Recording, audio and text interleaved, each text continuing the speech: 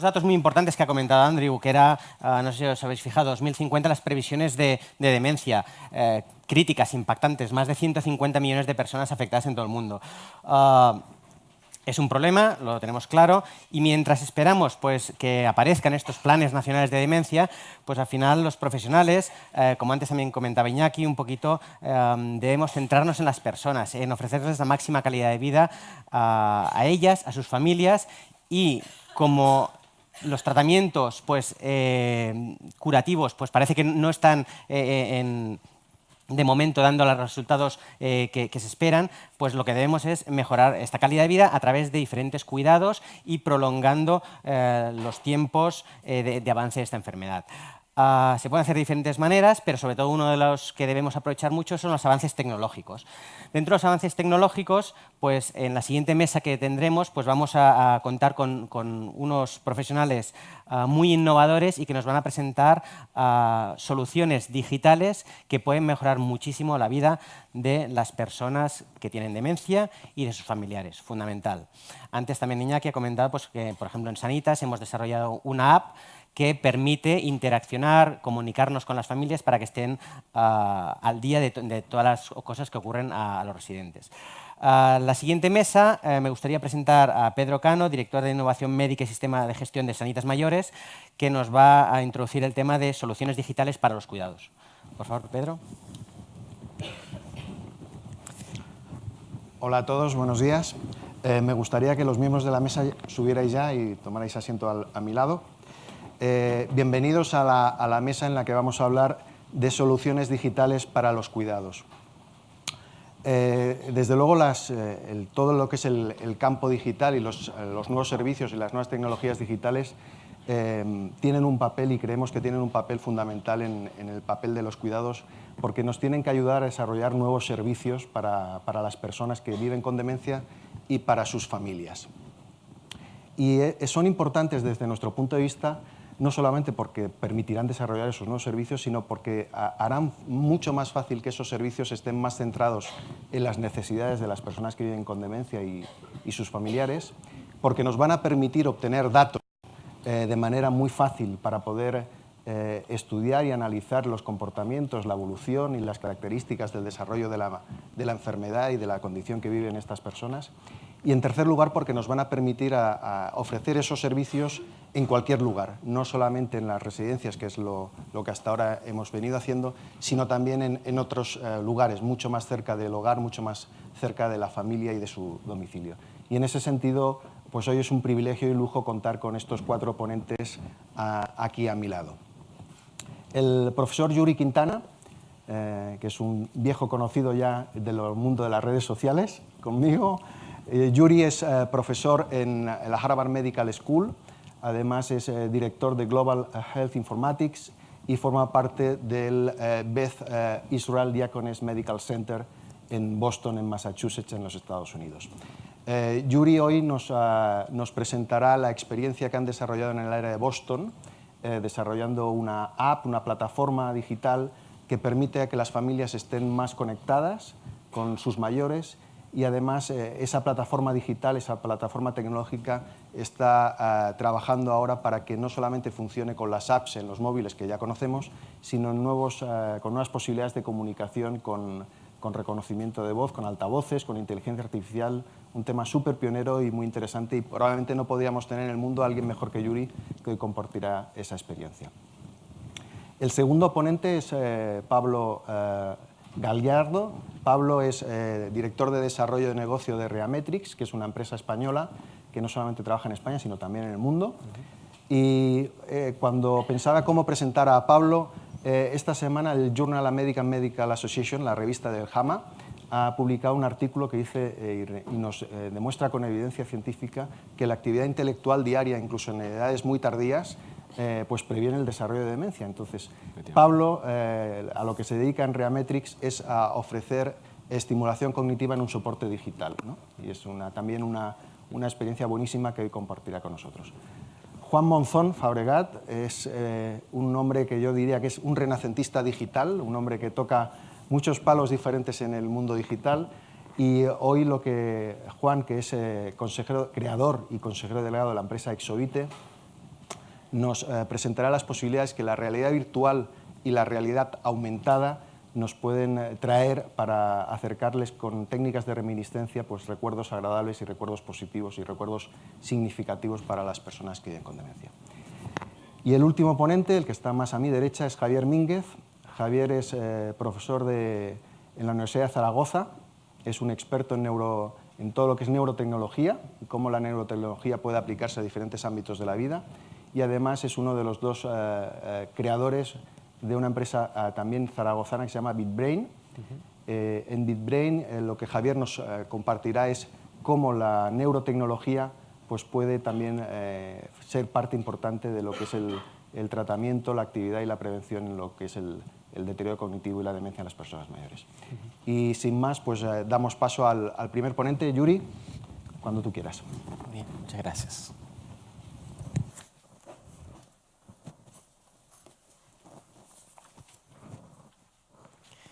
Bueno, muchas gracias por la oportunidad de poder compartir con ustedes el trabajo que estamos haciendo con un equipo bastante grande en nuestro centro llamado División de Clínica Informática en el Beth Israel Deaconess Medical Center y Harvard Medical School. Les voy a contar sobre una plataforma llamada InfoSage.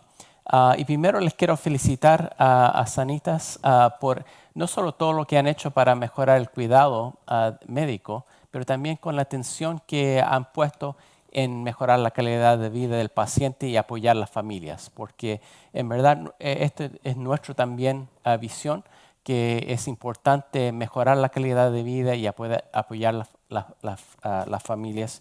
Y ustedes no solo hablan ese, pero lo han ejecutado en su programa y les felicito por todo el suceso que han tenido. Quiero dedicar esta charla al fundador de nuestra división, Warner Slack, que por más de 50 años está desarrollando sistemas y basado en el paciente y las familias. Y ha influenciado no solo mi trabajo, pero de muchos otros investigadores y diseñadores mundialmente.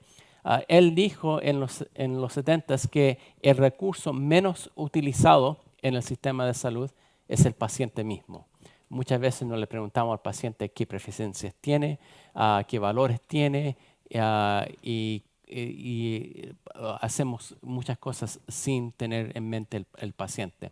Y nuestro jefe de la división ahora, Charlie Safran, dijo que el segundo recurso menos utilizado son las familias. Así que nosotros estamos diseñando sistemas basados en los pacientes y familias y viendo cómo poder desarrollar esos sistemas. Y él empezó en los 70s creando sistemas donde se les pedía a los pacientes la historia clínica, su familia clínica, su historia familiar y cuáles son sus preferencias para que el tiempo que pasaban con los doctores se pueda discutir cómo quieren esos valores ser implementados y no solo llenando papeles. Así que, ¿cuál es el problema que nosotros estamos interesados? Es reconocido que los mayores más de 55 años es un grupo, el sector más, uno de los sectores más grandes de todas las sociedades, no solo en nuestros países desarrollados, pero también mundialmente. Hay más de 900 millones de personas que en este momento son sobre 60 años, que es 12% de la población, pero ese porcentaje va a crecer muy rápido y va a crecer a 28% de la población, más de 3.2 billones de gente sobre los años 60. Así que es un grupo muy grande. Y no solo estamos viviendo más tiempo, pero estamos viviendo con más condiciones clínicas, más problemas. Mucha gente vive hasta los 80, 90. Y esto causa problemas porque tenemos más problemas no solo clínicos, sino poder entender nuestro ambiente.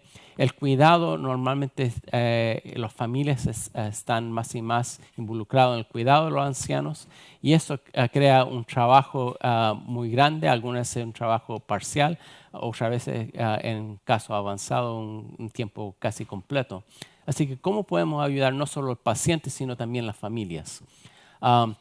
Los pacientes algunas veces tienen más de un proveedor, si tienen más de una condición. Moviendo a los pacientes de la casa al hospital a visitas es difícil, hay tiempo limitado con los profesionales de salud y hay mucha información en el Internet, pero está todo fragmentado y es un trabajo encontrar cuál es la mejor información.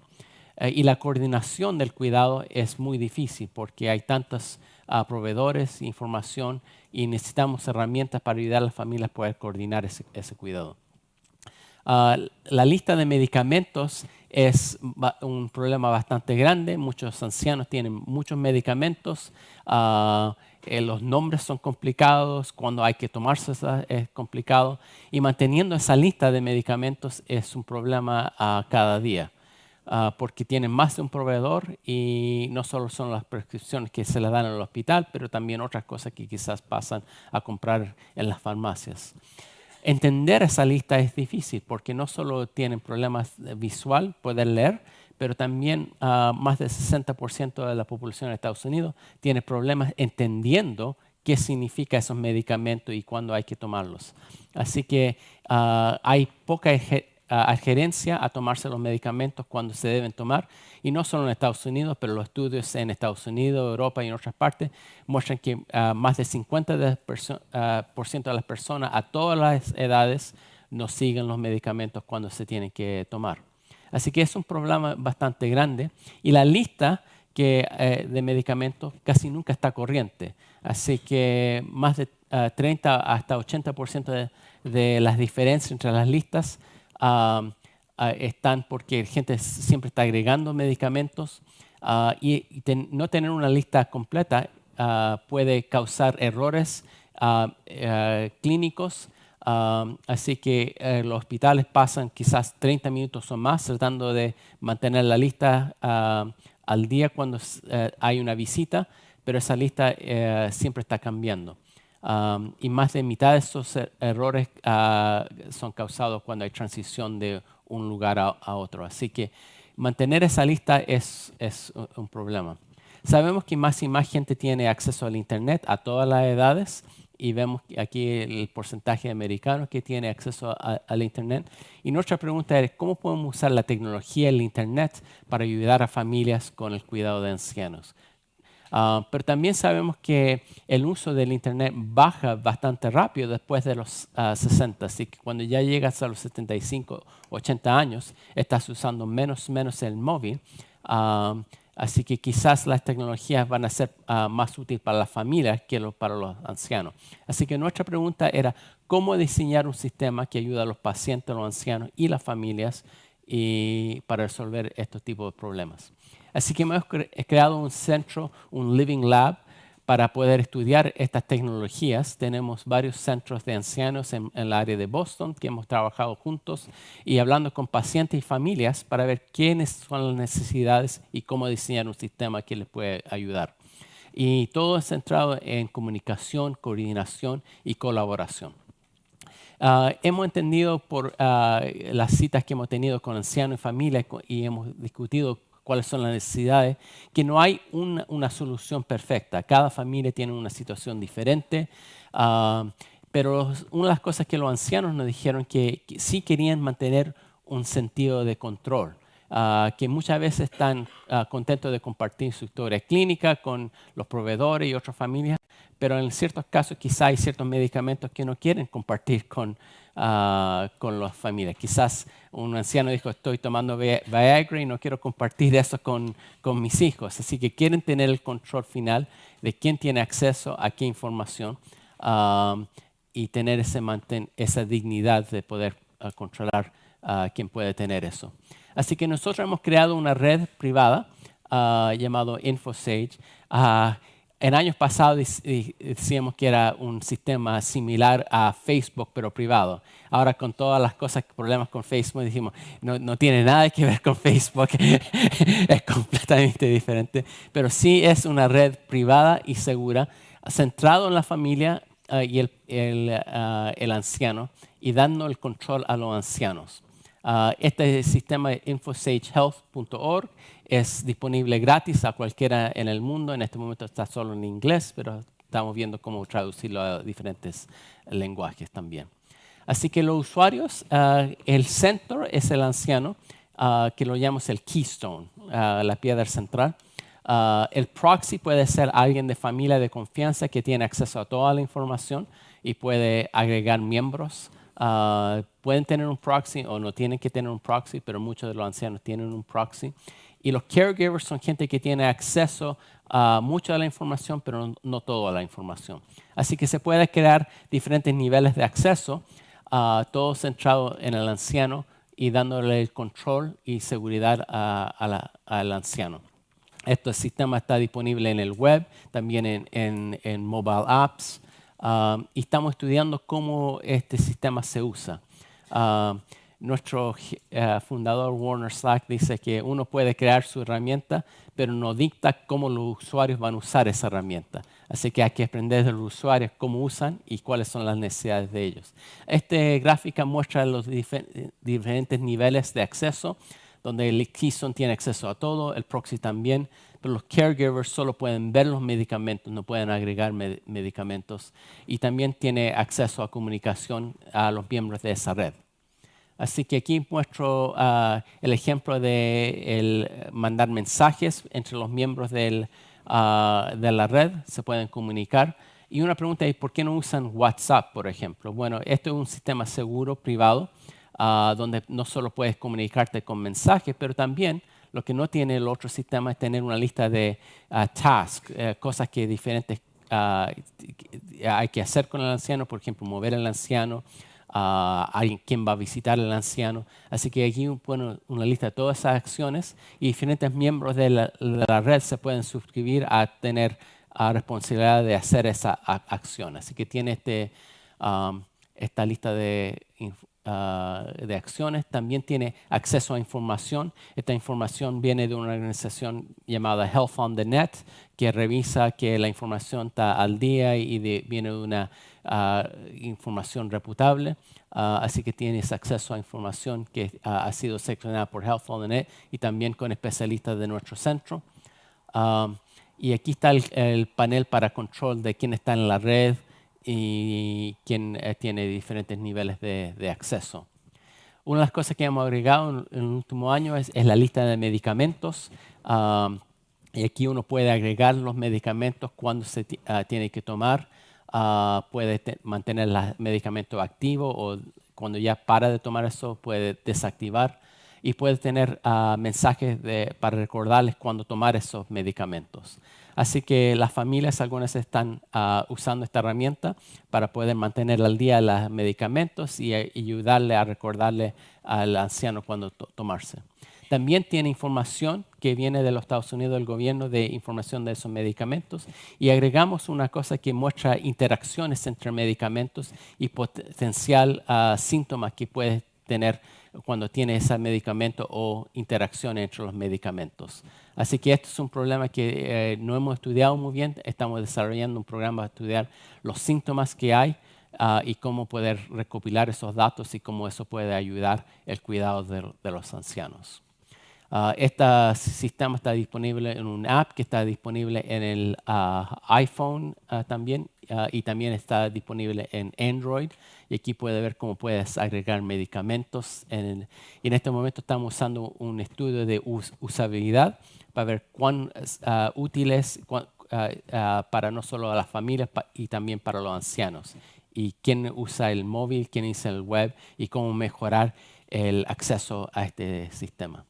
Y aquí puedes ver las otras acciones donde puedes comunicarse entre las familias y ahí agregar acciones. Pero sabemos que mientras más y más edad tienes, va a ser más y más difícil usar esta tecnología. Así que en el último año empezamos a explorar sistemas de verbal que se pueden comunicar y hemos desarrollado una interfaz con el Alexa de Amazon y les voy a mostrar una demostración de eso. Así que la idea de este sistema es para poder ayudar que con voz uno puede lanzarlo. Alexa, launch InfoSage.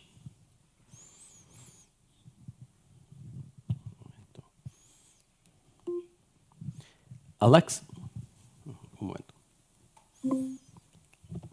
Alexa, launch InfoSage.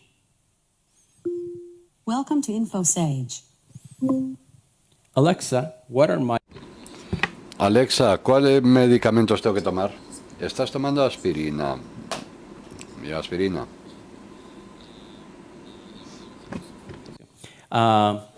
InfoSage is a care InfoSage es una plataforma de coordinación de cuidados. Alexa, ¿qué medicación toma mi madre? Está tomando Cenimaclina, Cenexa y Viroxina y Sintron.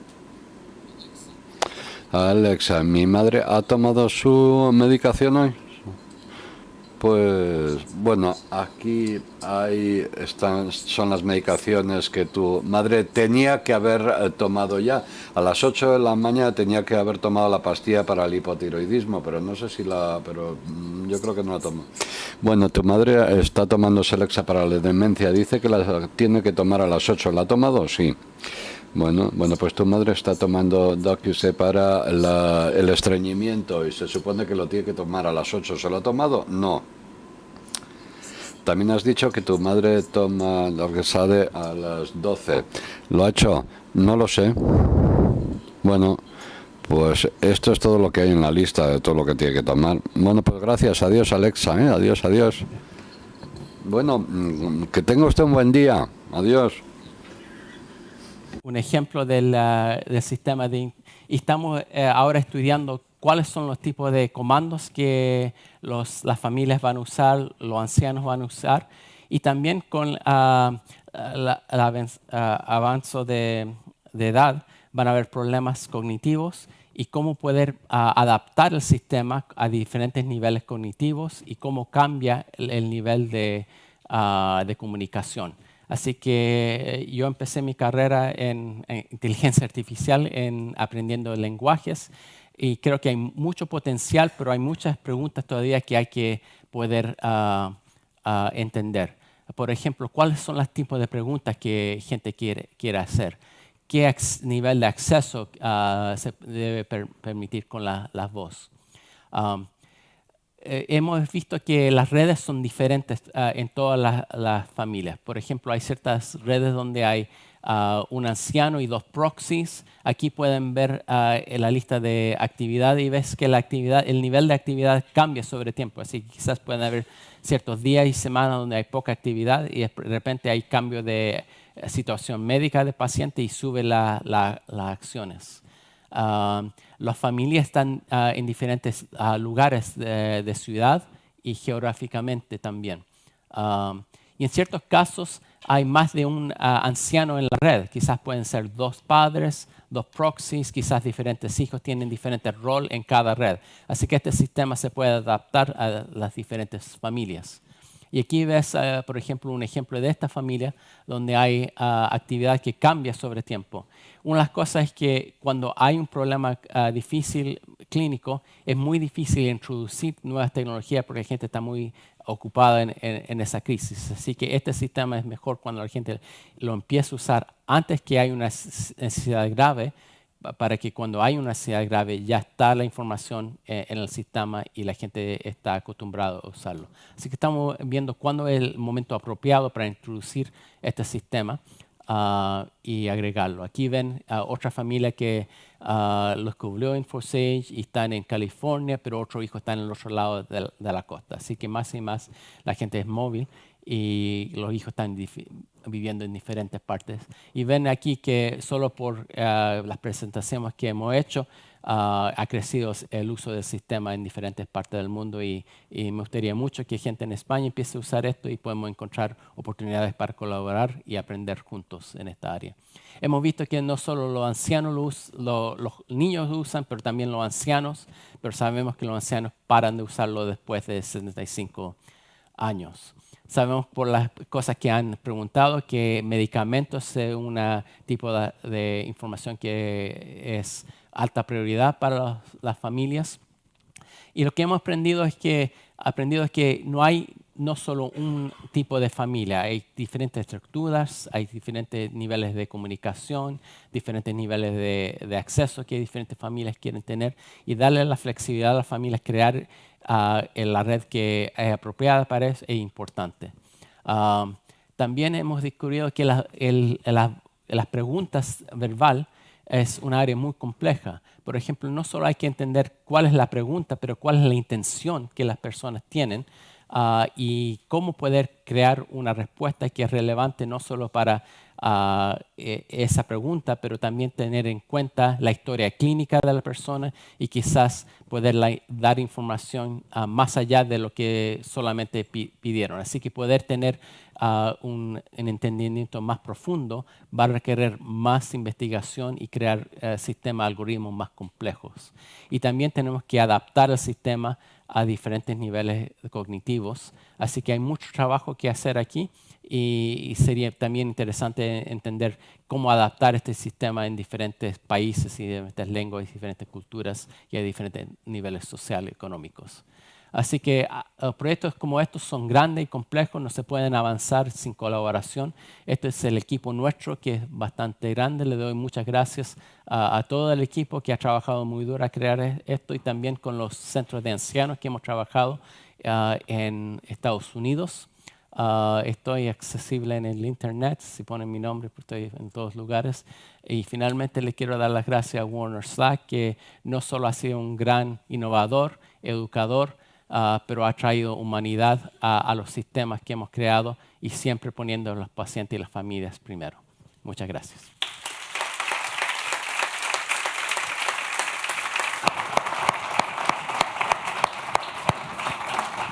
Muchas gracias, Yuri.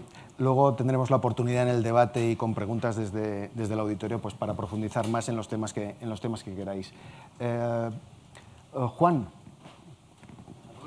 Al ruedo.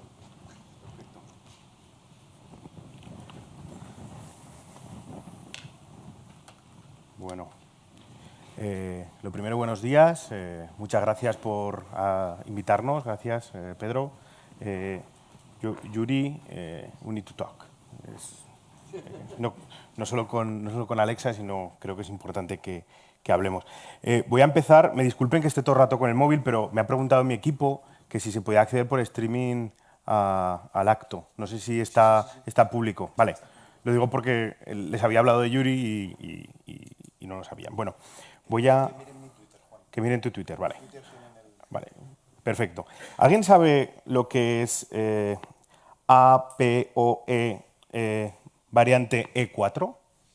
¿Alguien sabe qué es eso? ¿Sí?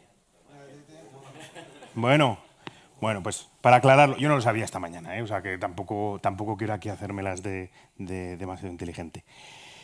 Es la variante que está presente en la gente que tiene Alzheimer o que tiene una predisposición, es una variante genética de las personas que tienen digamos, más posibilidades de tener Alzheimer que el resto, ¿vale? Yo hace 2 años me hice pues, una secuenciación genética en Estados Unidos y me di cuenta, esto no tiene nada que ver con la charla, no voy a hablarles de ADN ni nada de esto, sino que estoy empezando con un tema personal y para un poco explicarles por qué estoy aquí hoy.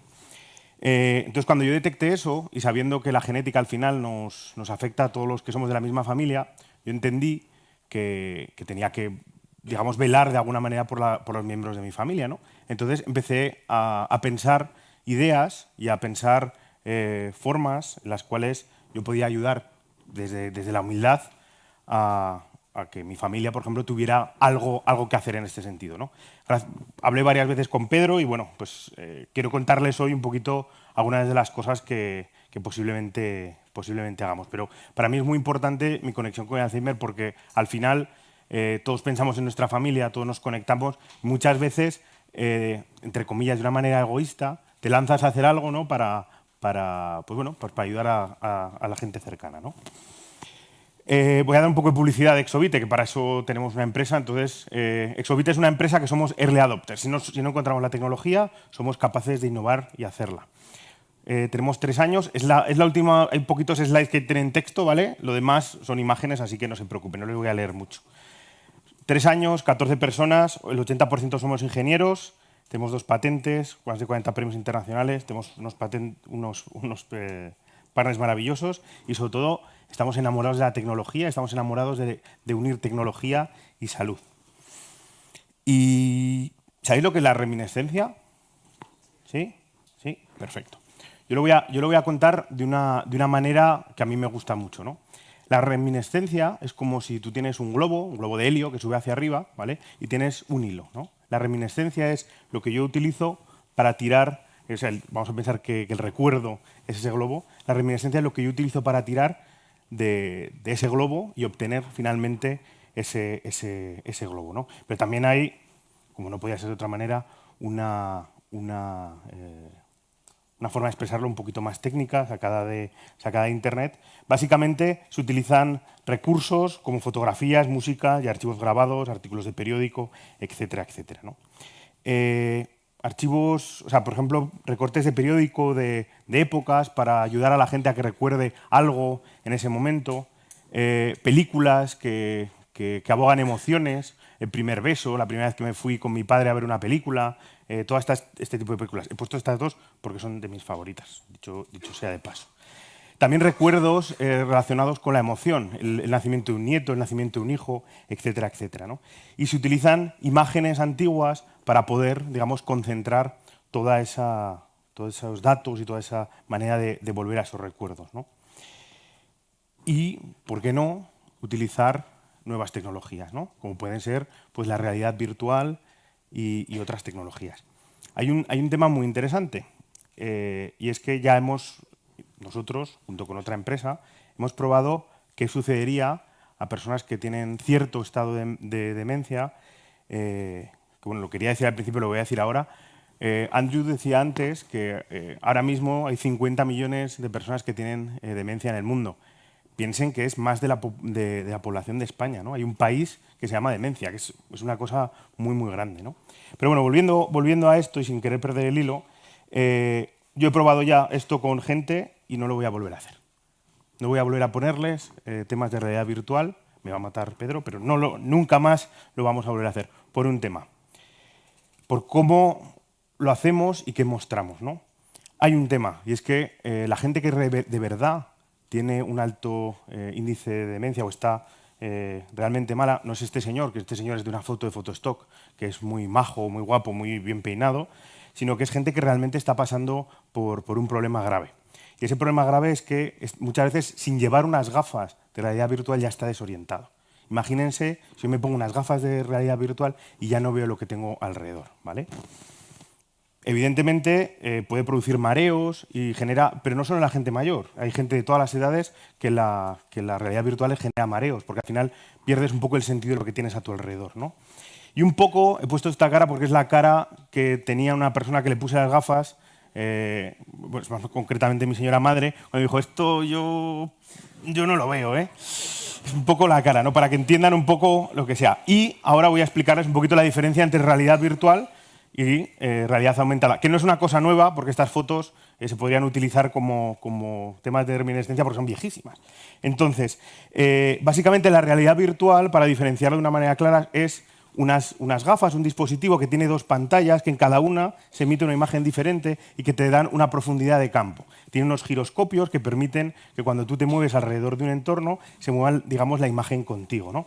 Y la realidad aumentada, básicamente, es que utilizamos dispositivos como si fueran una ventana a una realidad un poquito diferente. Pintamos cosas encima de la realidad. Utilizamos el móvil o la tablet para ir mirando y utilizándolo como una ventana a la realidad que estamos viendo, pero añadiendo cosas encima, ¿no? ¿Quién no ha hablado de Pokémon Go? ¿Quién no ha jugado a Pokémon Go? Aquí seguramente, sí, ahora no lo he dicho de las manos, pero todo el mundo levanta la mano. Muy bien.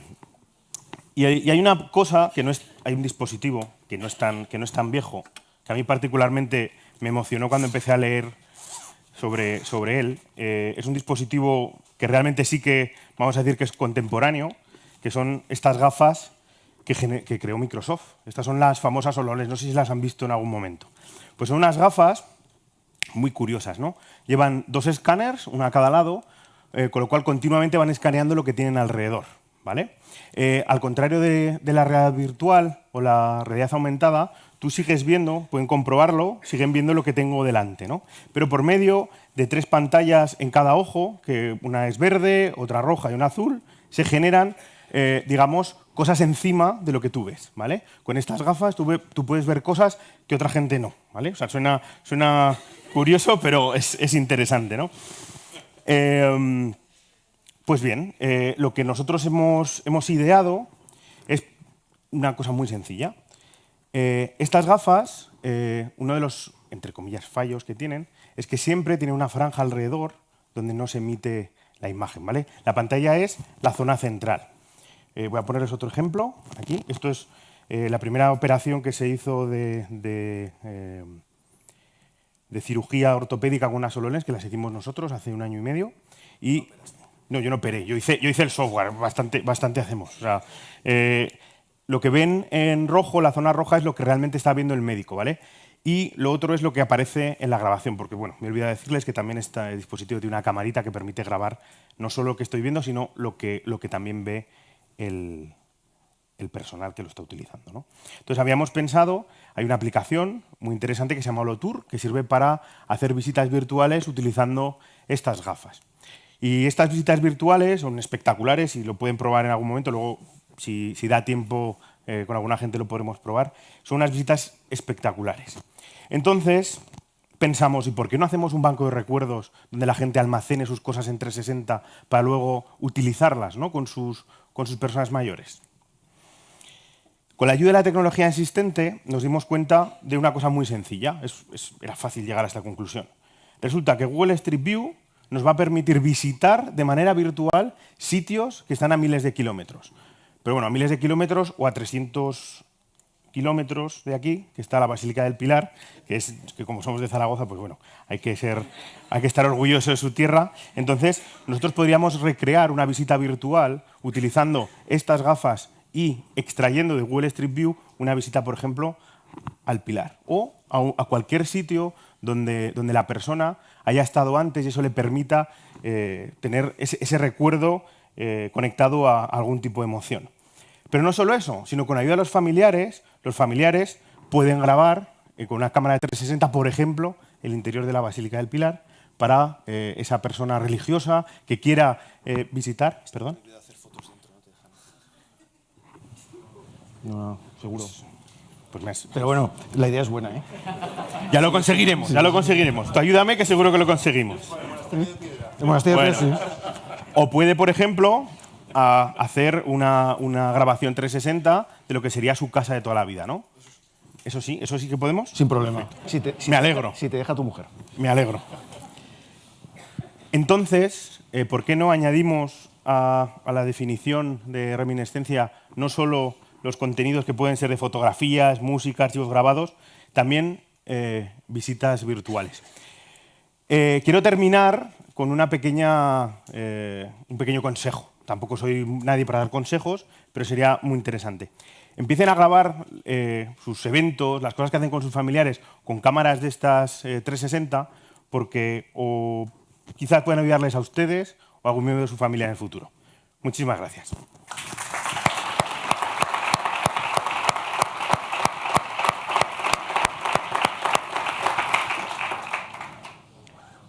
Pablo, tu turno. Gracias, Juan.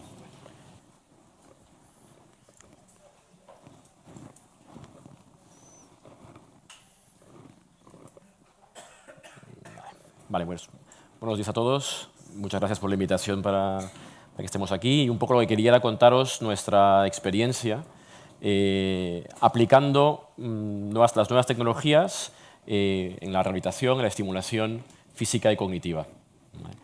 Soy de Reametrix y un poco la idea es, creo, contaros de dónde vino la idea, de dónde surgió, digamos, el producto y dónde estamos y hacia dónde estamos yendo. En principio, lo que vimos en general, nosotros somos un spin-off de un centro de rehabilitación, vimos que realmente para muchos profesionales clínicos el hecho de contar, de disponer de información de forma automática cada vez que el paciente o el usuario completa una sesión de rehabilitación física o cognitiva es algo que no es tan fácil de conseguir. Entonces, lo que nosotros nos planteamos con Reametrix era poder, en cierta forma, cuantificar las sesiones de rehabilitación. Directamente poder medir, poder registrar la información de lo que va haciendo el usuario sesión a sesión. Y un poco la definición de cuantificar es expresar numéricamente una magnitud de algo. Y este algo en nuestro caso nos hemos puesto como objetivo que sea la rehabilitación en general. Por otra parte, aparte de ese problema, digamos, que se tienen en entornos clínicos, otro que también es bastante importante es todo lo relacionado con la motivación.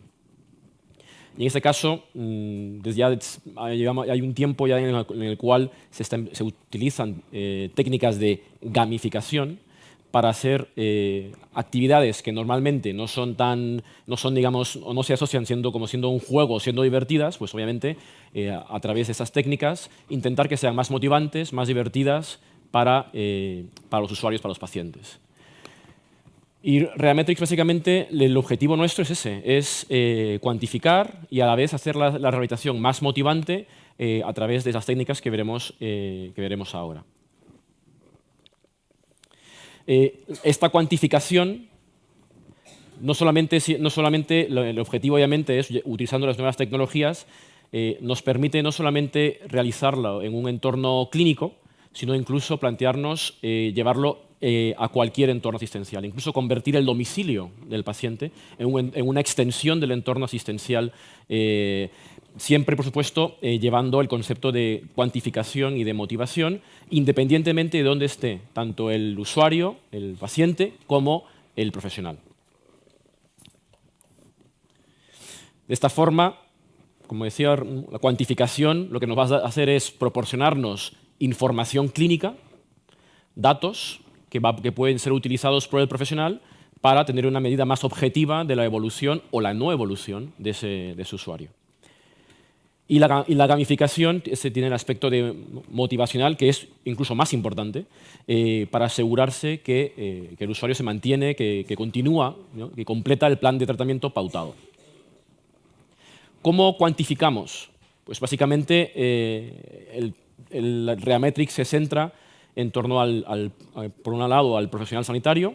El profesional es el que va a pautar, a crear un plan de tratamiento que puede ser personalizado para cada usuario, usando una serie de ejercicios que están desarrollados en software, que ya están disponibles en la plataforma de Rehametrix.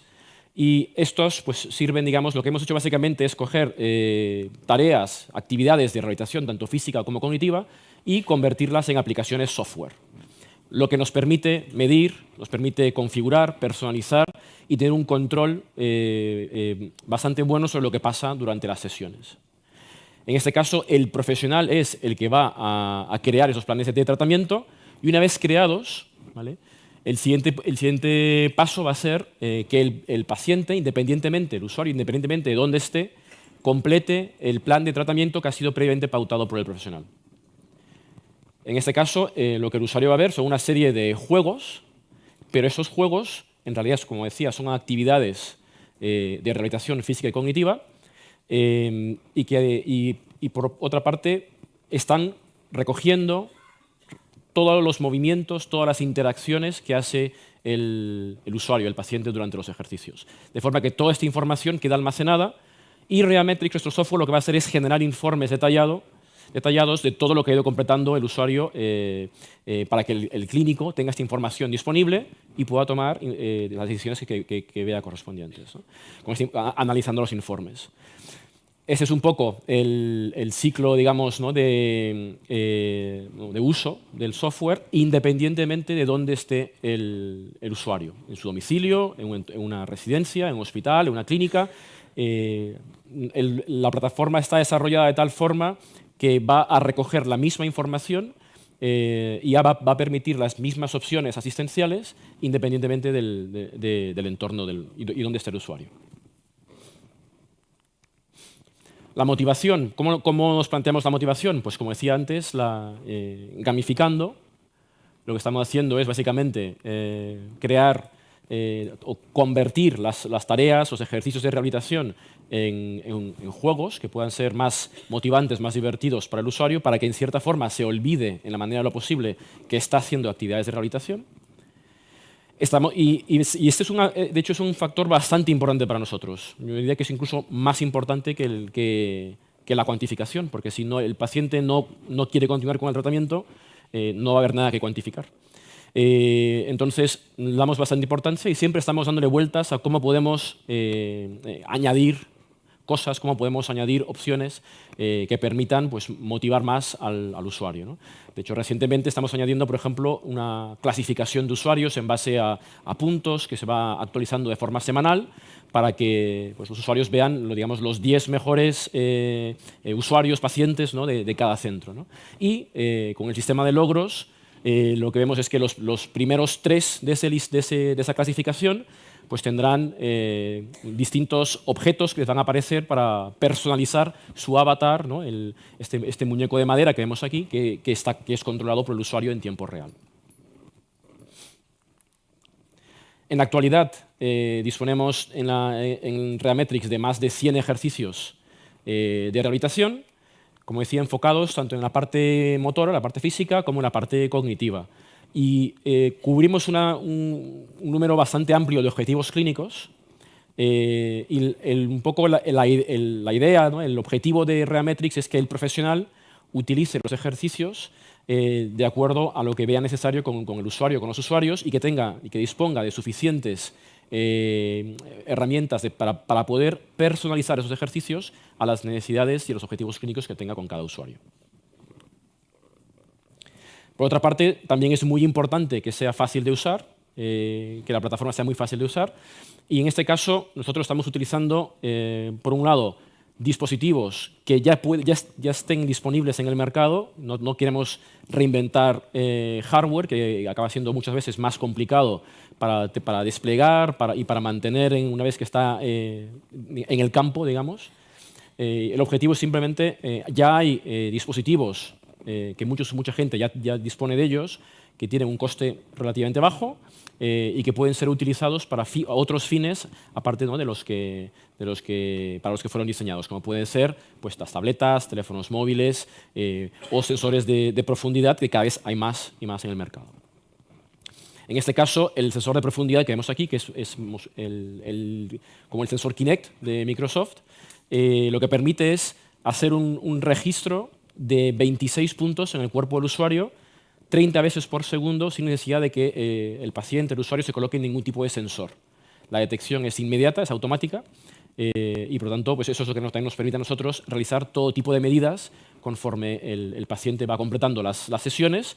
El usuario no sabe que se están midiendo todo lo que se está midiendo, pero nosotros medimos el desplazamiento del centro de gravedad, rango articular, el número de pasos que puede dar el paciente, los tiempos que duran los pasos, la altura de paso, ancho de paso, asimetrías. Se calcula bastante información, tanto a nivel motor como a nivel cognitivo.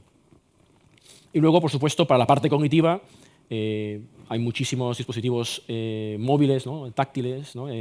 como tabletas, teléfonos móviles, y nuestro objetivo es, obviamente, pues, reutilizar esos dispositivos para dar sesiones de rehabilitación o de estimulación cognitiva. Básicamente, esto pues, es lo que permite un uso mucho más ágil, mucho más eficiente, ¿no? del software. ¿Quién puede beneficiarse del uso de Reametrix? Por un lado, muchos de nuestros clientes lo están usando obviamente con pacientes que sufren una patología de origen neurológico, también la usan para el envejecimiento activo, prevención de caídas, ¿no? La prevención del deterioro cognitivo leve, y también para el tratamiento de lesiones musculoesqueléticas. Estamos trabajando también con varias mutuas orientadas justamente en la recuperación, la rehabilitación después de lesiones laborales. Y bueno, está genial, la aplicación de la tecnología es muy importante, tiene muchas posibilidades, pero realmente es efectivo, se puede ver qué efectividad tiene ese tipo de tratamiento. Algunos de nuestros clientes, efectivamente, lo que han hecho ha sido poner en marcha estudios usando Reametrix y comparando el uso del software con digamos, la terapia tradicional, por llamarlo de alguna forma. Siempre dirigido por el profesional, pero viendo un poco, pues comparando qué resultados que se puede mejorar, ¿no? digamos, a lo largo en este caso, en este estudio, con pacientes residentes que han sido diagnosticados con deterioro cognitivo, pues a lo largo de 8 semanas, aquí veis un poco también las horas semanales de tratamiento, pues qué mejora se podía conseguir con estos usuarios. Y esos fueron resultados que luego se presentaron en la Sociedad Española de Neurología. Y otro vinculado a la prevención de caídas, en este caso en residentes que habían sido diagnosticados con deterioro cognitivo, por lo cual aumenta aún más el riesgo de caída, y que también tenían la posibilidad, el riesgo de sufrir una caída. Pues en este caso, el tratamiento fue más enfocado en el aspecto físico y para recuperar el control del equilibrio del usuario, del residente. Este estudio tuvo una duración de 6 semanas y, como veis aquí, se midieron pues, distintos aspectos, ¿no? Escalas motoras, que son las que suelen utilizarse de forma estándar, ¿no? para medir un poco el estado del equilibrio estático, el equilibrio en general de los usuarios, como pueden ser pues, la escala Tinetti, Timed Up and Go y el Functional Reach. Y bueno, un poco resumiendo, lo que Reametrics permite, en cierta forma, es aumentar la productividad del equipo clínico y, por supuesto, mejorar los resultados y la eficiencia de los tratamientos. Si cada vez que el paciente, el usuario, completa una sesión, esta es cuantificada y los datos están disponibles para el clínico, el profesional tiene una información muy valiosa que le permite ver de una forma más objetiva si ha habido mejora o no en alguno de los residentes, ¿no? Y luego el software permite también el pautado, no solamente dentro del centro, sino también incluso el pautado a distancia y la monitorización y la gestión de los usuarios, de los pacientes a distancia. Y de esta forma tenemos varios clientes en otros países que lo que están haciendo es aumentar el acceso, llevando la rehabilitación a zonas rurales en las cuales pues, no disponen de centros o de profesionales, pero hay una necesidad muy importante, porque como decía Andrew, la necesidad el problema en general relacionado con el envejecimiento es un problema mundial, ¿no? Y eso pues, es uno de los problemas que nosotros queremos aportar nuestro granito de arena. Y bueno, es un poco un resumen de lo que hacemos y muchas gracias por vuestra atención.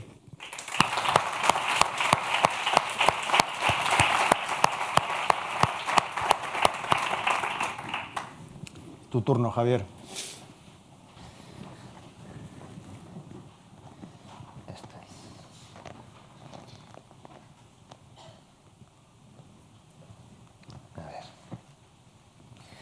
Bueno, pues muchísimas gracias. Bueno, empezar agradeciendo a Sanitas la invitación a poder estar aquí, sobre todo a Pedro, que nos ha empujado muy fuerte hacia adelante.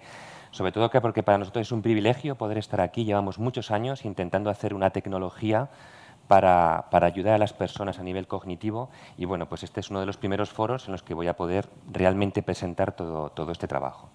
Yo soy Javier Mínguez, soy profesor titular de la Universidad de Zaragoza y mi trabajo pues en la Escuela de Ingenieros. Soy una de las personas que traje una nueva tecnología a España, que son las interfaces cerebro-computador, y hace 8 años hubo una empresa, spin-off de la universidad, que se llama BitBrain, que yo trabajo era coger todo este trabajo que se había hecho en la universidad y tratar de trasladarlo en un producto para que de alguna forma llegara a la sociedad, ¿no? Catalizara todo ese proceso. Desde hace 6 años la empresa va muy fuerte hacia arriba y yo estoy de excedencia a tiempo completo garantizando toda la solvencia científica tecnológica de la empresa. Y bueno, pues como todos al final tenemos una historia, pues he pensado que sería interesante entender pues, de dónde venimos, ¿no? Nosotros en la Universidad de Zaragoza lo que sabemos hacer son las interfaces cerebro-computador, es decir, es una tecnología muy innovadora, tiene muy poquitos años, unos 10 años, y el objetivo es ser capaz de generar tecnología para leer de alguna forma el cerebro y traducirlo en un comportamiento para una máquina, conectar la máquina con el cerebro.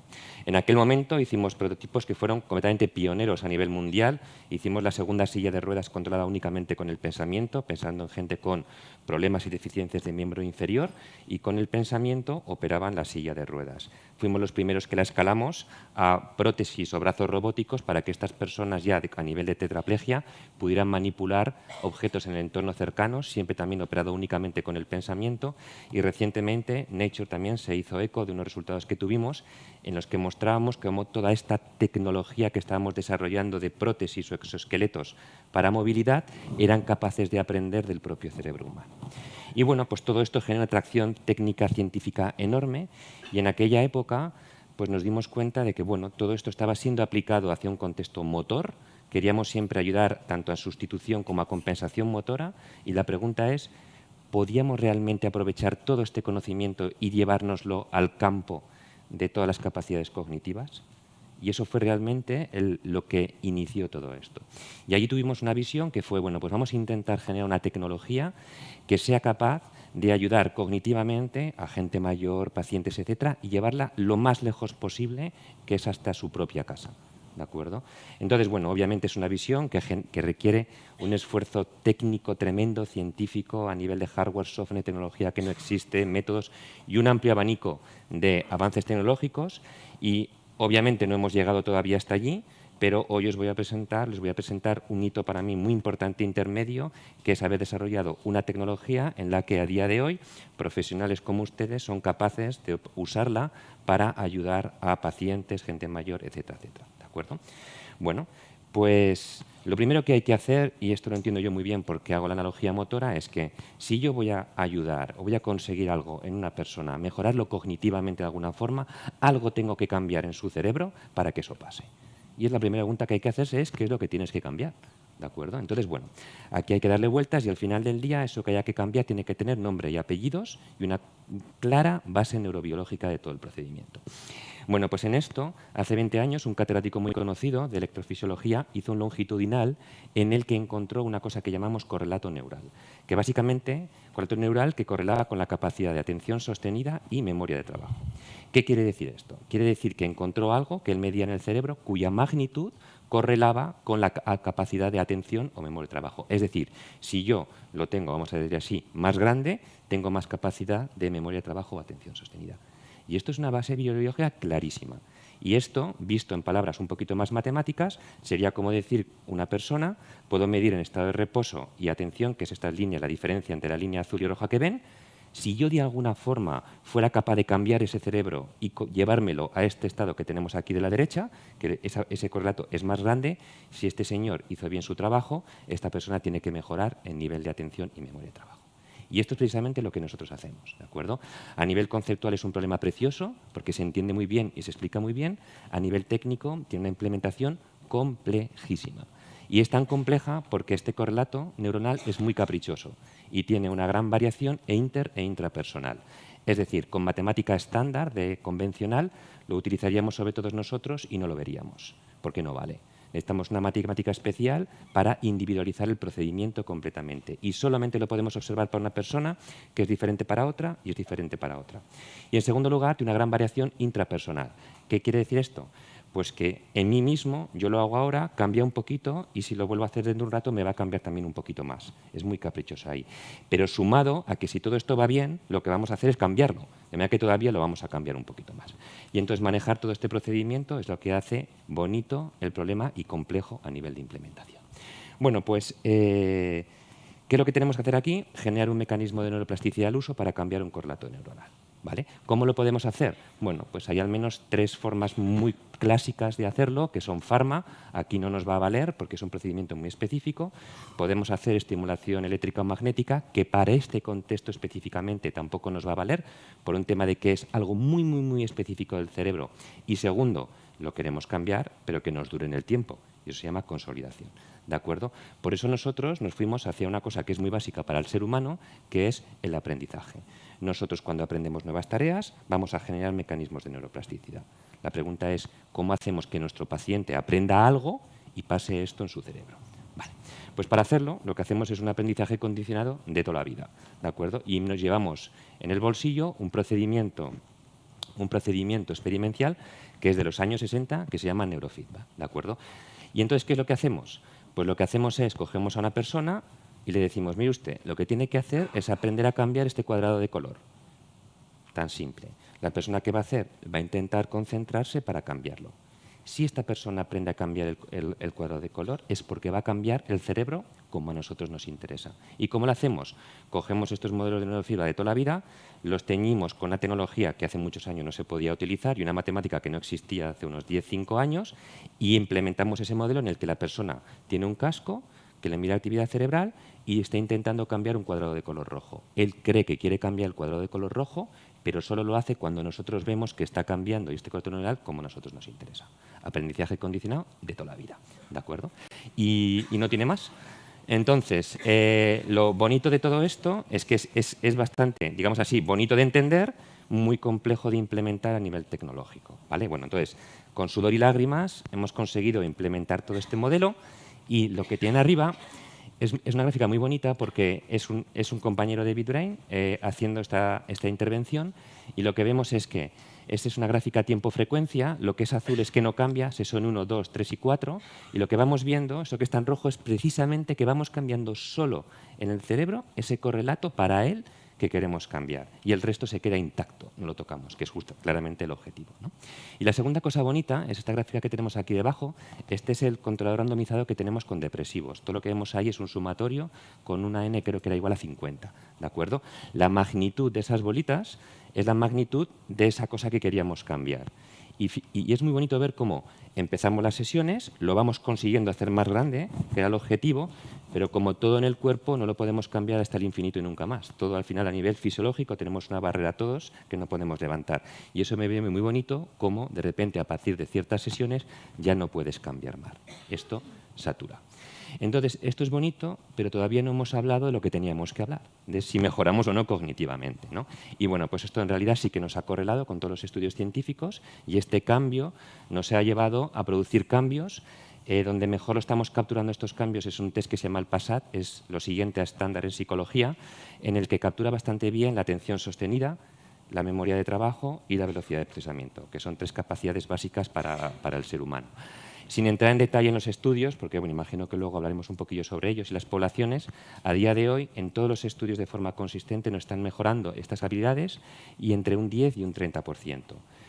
El mensaje para la población es que cuanto más área de mejora, obviamente más somos capaces de mejorar. Si tienes gente súper top, estudiantes, tienes muy poquita área de mejora porque ya los tienes arriba. Donde yo creo que tiene una grandísima aplicación es en el mundo médico y sobre todo en el mundo de los mayores.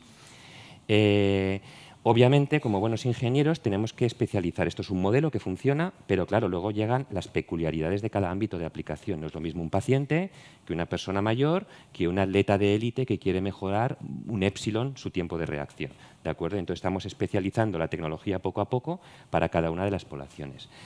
Una de las donde yo creo que sin duda tiene más oportunidades es el entrenamiento cognitivo para gente mayor y, bueno, me salto un poquito los papers científicos, hemos abordado ciertas patologías, gente sana, depresión, un poquito de TDAH, estamos con gente un poco mayor, pero realmente todavía no hemos entrado en el mundo de los mayores. Es una cosa que realmente nos gustaría llegar a entenderlo y validarlo mejor allí, ¿vale?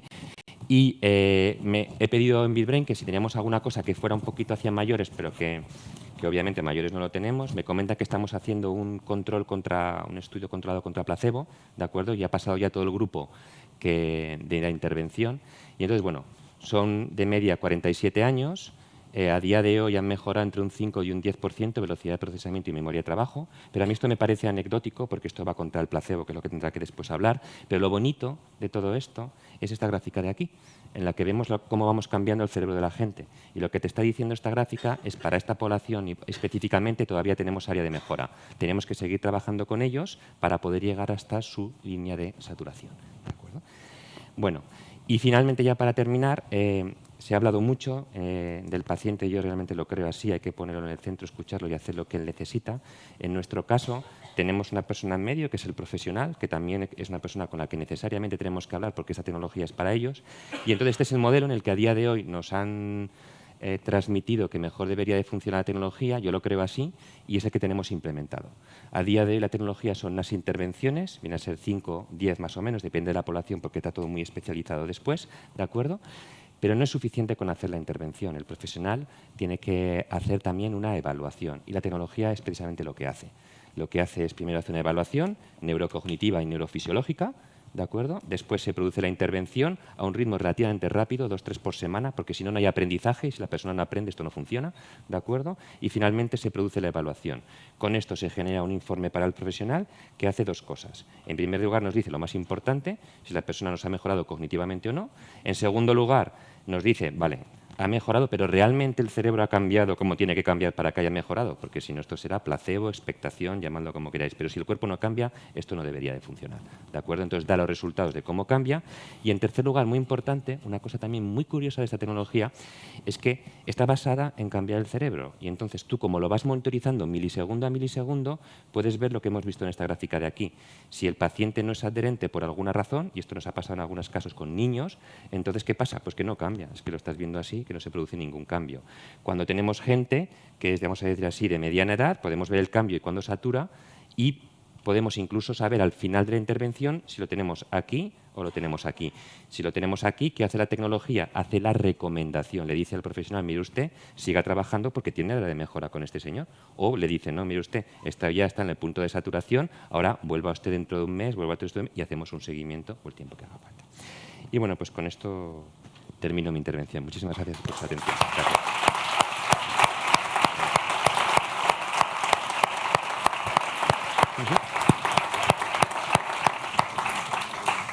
Bueno, yo creo que nos habéis abierto 4 caminos totalmente diferentes, pero los 4 súper espectaculares.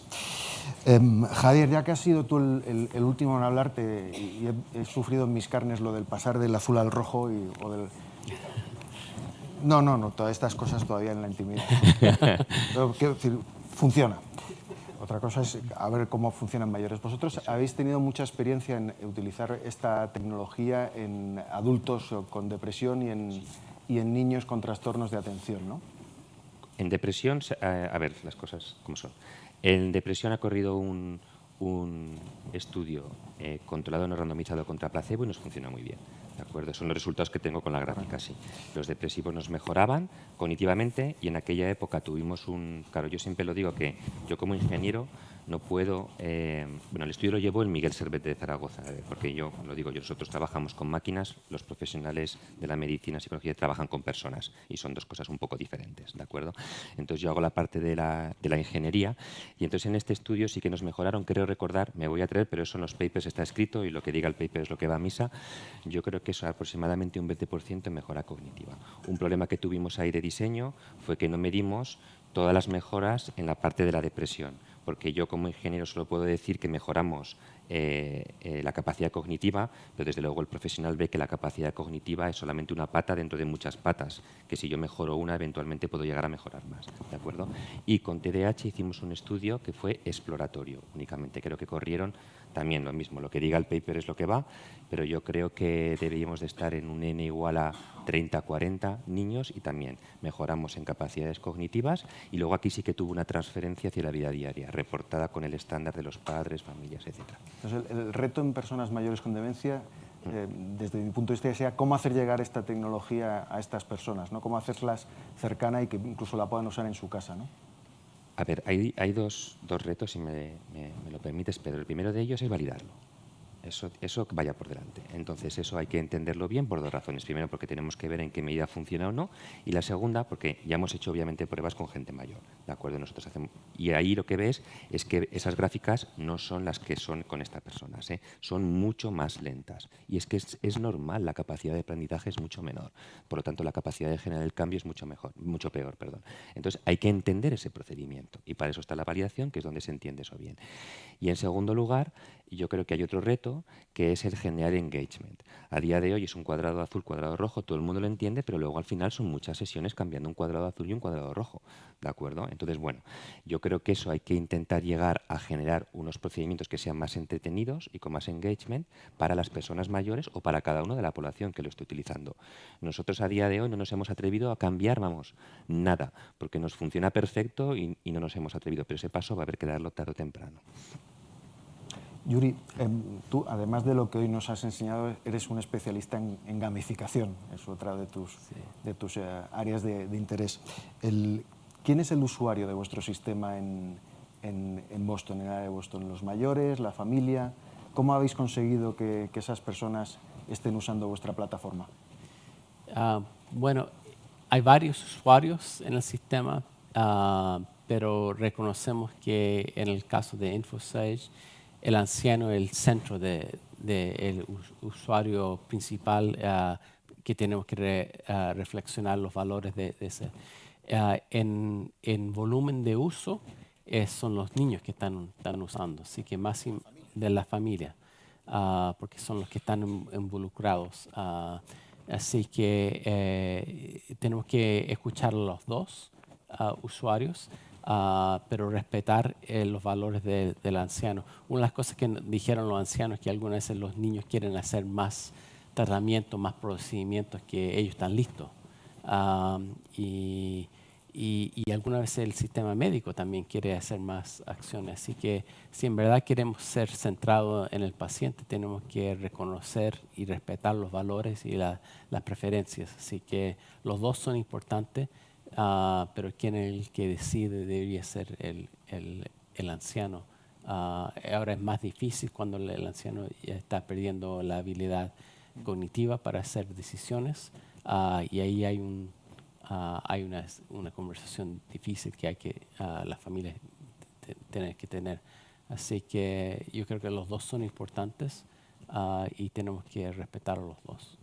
La pregunta es para ti, pero me gustaría que también los otros ponentes dijeran su opinión. ¿Cómo crees que hay que involucrar a las familias y a las personas que viven con demencia en todo este tipo de tecnología, en el diseño? ¿Cómo hay que involucrarlas? Sí, así que aparte de entender las necesidades, el engagement, la habilidad de que la gente use la aplicación en fuente más frecuente, es importante porque hay muchas apps que no pasan el periodo de 2 semanas. Si ves, muchas apps son descargadas, la mitad de las apps no son usadas, y después de 2 semanas no.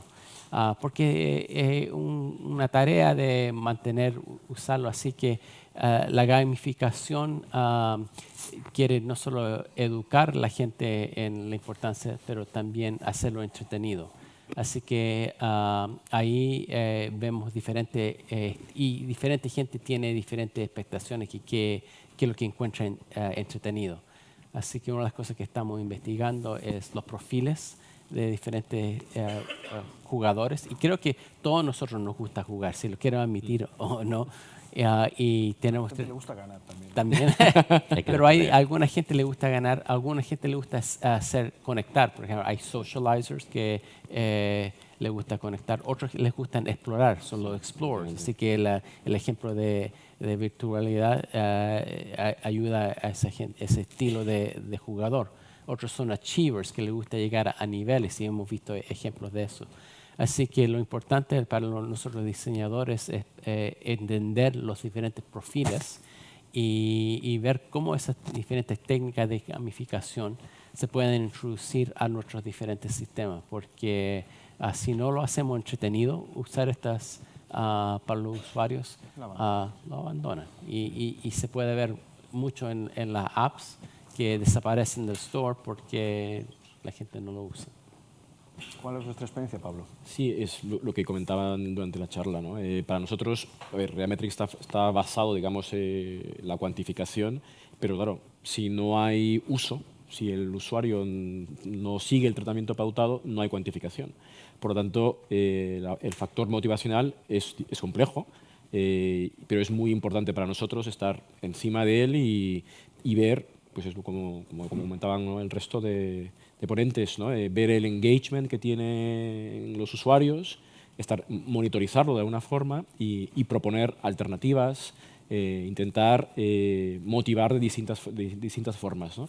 Y eso está, de hecho, en nuestro caso, está en nuestro ADN, digamos, ¿no? Incluso en el modelo de negocio está basado en suscripciones, por tanto, nos está forzando constantemente a mejorar, ir actualizando el producto y añadir pues más opciones, tanto de gamificación como de ejercicios, como de mejorando un poco los datos que se recogen. ¿Y el ranking está funcionando? O sea, ¿la gente se engancha por aparecer en un ranking? Es lo que comentaba Yuri. Hay algunos usuarios que les gusta mantenerse o aparecer en el ranking, conseguir logros. Otros lo que quieren ver es si estoy en el nivel 8, ¿qué va a pasar en el nivel 9? ¿no? Hay distintos tipos de usuario y hay que darles alternativas, hay que darles un planteamiento personalizado a los distintos usuarios, ¿no? Una aclaración. Mientras habláis, me vais a perdonar, he mandado un mensaje a mensaje de correo a los responsables de la Basílica del Pilar para que nos dejen grabar, ¿vale? Eso, Hay que hablar con el obispo, pues... lo que haga falta. Otra cosa, bueno, pues sobre una startup no puedo perder el tiempo, ¿no? Otra cosa interesante, lo más interesante de lo que nosotros queremos presentar en este proyecto es básicamente que todo el mundo gana. O sea, si tú grabas tus recuerdos de una manera 360, al final tú vas a poder consultarlos también. Y no solo te sirven para ayudar a tus mayores, sino también te pueden ayudar a que cuando tú seas mayor poder accederlos, ¿no? Aunque sea por disfrutarlo en algún momento de la familia, ¿no? Es una manera nueva de recopilar esa información que puede tener ese doble uso tan interesante. Entonces, es vital para este proyecto, cuando lo llevemos a cabo, la colaboración de los familiares. Sí, yo también quería añadir que, bueno, has preguntado antes, claramente esta tecnología está ahora aquí encima de la mesa, pero vamos, el objetivo es, como he dicho, la visión es llevarla ya a la casa del paciente. A día de hoy no existe tecnología para hacerlo, pero bueno, que no exista no quiere decir que no la podamos hacer, ¿de acuerdo? Simplemente que caminante no hay camino, se hace camino al andar. Y yo, desde luego, el día que esa tecnología esté allá, en la casa de la persona, qué duda cabe que la familia tiene que estar involucrada en todo este proceso, ¿no? Hay muchas cosas que se hacen por ti, muchas las haces por tus seres queridos, para un lado y para el otro. Entonces nosotros ya cuando la vemos allá, la vemos en un contexto y en un ecosistema en el cual obviamente se incluye a la familia, claramente. Bueno, cuando estuve en vuestras oficinas en Zaragoza me hablaste ya de un dispositivo que ya no era ni siquiera el casco, sino simplemente detrás del pabellón auricular, pues mucho más pequeño, ¿no? Mucho más portátil. Sí, claro, pero bueno, digamos que caminante no hay Sí, camino. el casco tiene la dificultad del diferente perímetro de cada cráneo. En fin, Yuri, ha sido espectacular lo de Alexa, quiero decir que el poder ver interactuar en real con vuestra aplicación y el cómo respondía a tus preguntas ha sido espectacular, pero desde tu experiencia, ¿es el momento ya de empezar a utilizar estas tecnologías? ¿Hay que esperar? ¿Qué grado de seguridad tiene? Hay, vamos, cadenas de hoteles en Estados Unidos intentaron poner estos altavoces dentro de las habitaciones y vieron que los clientes los rechazaban porque creían que siempre estaba escuchando lo que pasaba dentro de la habitación. Entonces, ¿cuál es vuestra experiencia en este campo? Yo creo que siempre hay necesidad de innovar para poder mejorar el servicio de cuidado y la calidad de vida de los pacientes. Así que yo creo que no tenemos que estar paralizados por la incertidumbre de las tecnologías. Así que creo que es importante avanzar y el momento está... Y también es difícil para mucha gente usar estos sistemas con tantas opciones, así que creo que sí el momento de avanzar con voz es importante y es una oportunidad especialmente de beneficio para los ancianos. El punto de seguridad es grande, han habido muchos problemas y falta de confianza en las compañías grandes. Yo creo que hay una oportunidad de recopilar muchos datos para el beneficio del paciente, por ejemplo, poder optimizar el diálogo, la conversación, la respuesta basada en la historia clínica, pero con eso hay una responsabilidad de crear un ecosistema seguro y completo. Así que los hospitales, el sistema médico va a tener que ver qué servicios van a contratar con compañías afuera, qué van a mantener centralmente y tener mejor seguridad. Así que es una cosa compleja, pero creo que es importante avanzar y buscar soluciones más seguras y pedir con las compañías que se trabaja mejores contratos que aseguran que los datos van a usar solo por eso. Así que es complejo, pero siempre hay una frase en inglés que dice que no tenemos que tener parálisis por análisis, que estar tan preocupados que hay tantos problemas que no vamos a avanzar. Así que el futuro es para los que tienen el coraje para avanzar y yo creo que vamos a poder encontrar soluciones para estos problemas complejos. En vuestra experiencia, ¿cuánto de complicado es que vuestros sistemas al final son independientes de los sistemas de historia clínica o donde se registra información? ¿Qué dificultad os supone o qué dificultad supone el tener que volcar información en un sentido o en otro? ¿Cuándo de difícil? ¿Cómo lo estáis resolviendo? Sí, la interoperabilidad en el sistema de salud continúa siendo problema. Hay estándares, pero el problema no todos usan el mismo estándar, así que en verdad no hay standards. Y implementarlo y mantener al día la interfase es complejo. Nuestro hospital mismo, como se ha comprado otro sistema de salud, tenemos más de 30 sistemas clínicos. 30.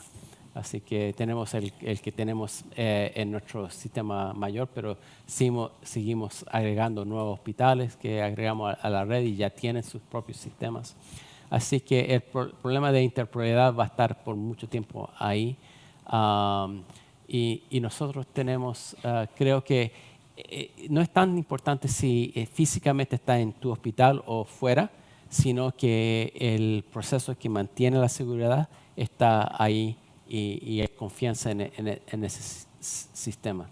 Pero creo que crear una arquitectura donde tienes acceso a esos datos va a ser importante, porque si no tienes una historia completa o más información, no se puede hacer un análisis y decisión y apoyo más complejo. Muchas veces si alguien tiene cáncer, tiene depresión, tiene diabetes, estas condiciones tienen impacto y los medicamentos. Así que creo que es importante crear redes que son interoperables. Es complejo, creo que es posible, pero hay que avanzar en esa dirección. Así que nosotros tenemos una combinación de datos que están dentro de nuestro data center y otros que están afuera con contratos. Y cada organización va a tener que ver qué les conviene a ellos. Sí que es muy difícil mantener data centers avanzados, y más creo que compañías hospitales van a tener que usar servicios externos. Una pregunta que es para los cuatro antes de dar paso a que desde el auditorio nos puedan hacer preguntas. ¿Cuál creéis que es el siguiente reto que tiene que abordar el mundo de la tecnología, el mundo digital para estas personas? ¿En qué os gustaría que en el futuro inmediato nos pudiéramos dedicar, os pudierais dedicar? Yo antes creo que lo comentaba esta mañana. Por nuestra parte estamos recogiendo mucha información, hay muchos datos y cada vez van a haber más datos. El problema es cómo presentárselos a los profesionales de una forma que les sean útiles de verdad y no bombardearlos con datos, ¿no? Que son otros aspectos que también estamos nosotros constantemente viendo, de qué forma podemos simplificar la información y dejarle la información que le permita a los profesionales tomar las decisiones correctas, ¿no? Pero siempre dejando la decisión clínica en manos del profesional, por supuesto. Eso creo que eso va a ser un factor decisivo para el futuro, para cualquier tecnología o cualquier nueva tecnología que se aplique en el sector salud, ¿no? No solamente la recogida de datos y el engagement, que por supuesto también es importante, pero vale, aún tenemos todo esto y ahora ¿cómo se lo facilitamos a los profesionales para que puedan hacer uso de ello en el día a día? Pues yo igual me voy a poner un poco por el otro lado. Yo creo que todo lo que estamos intentando hacer son pequeños parches para algo que no sabemos cómo solucionar, ¿no? Yo creo que el futuro me gustaría pensar que a alguien se le ha ocurrido, ya sea utilizando CRISPR o lo que sea, se curen este tipo de problemas, ¿no? Eso es lo que me gustaría del futuro, la verdad. A mí lo que me gustaría sería poder coger y hacer tecnología para llevar esto y que el propio paciente sea capaz de hacer ciertas cosas por él mismo que le supongan un beneficio para su bienestar. Por lo tanto, no veo otra forma de hacerlo que llevar la tecnología hacia la casa del paciente lo más cerca posible a su ecosistema y que de alguna forma esa información llegue a algún sitio para que el profesional la pueda analizar y la pueda supervisar. Yo también estoy de acuerdo que el problema es que hay demasiada información, tanto como para los proveedores y como los pacientes. Así que cómo resumir lo más relevante y cómo presentar eso en la forma adecuada para ese tipo de usuario. Algunos usuarios puede ser un resumen visual, otros quizás va a ser un radar. Sí, o verbalmente. Pero la manera en que comunicamos y cómo hacemos ese resumen de lo más relevante, y sabemos que muchos doctores y proveedores que trabajan con sistemas electrónicos están cansados de tantas alertas, tantos botones y causas estrés, y han mostrado que hay una correlación bastante fuerte entre el tiempo que uno pasa en frente de pantalla y con el estrés que se lleva a la casa y la calidad de vida. Así que creo que tanto como la gamificación, hacerlo entretenido, pero también cómo resumir lo más relevante. Y para eso vamos a tener que usar combinación de visualización, inteligencia artificial y colaborar con diferentes equipos, ingenieros, doctores, artistas, gamers. Tiene que ser un equipo muy multidisciplinario para crear una solución efectiva. Genial. Gracias a los cuatro. ¿Alguna pregunta? Guzmán.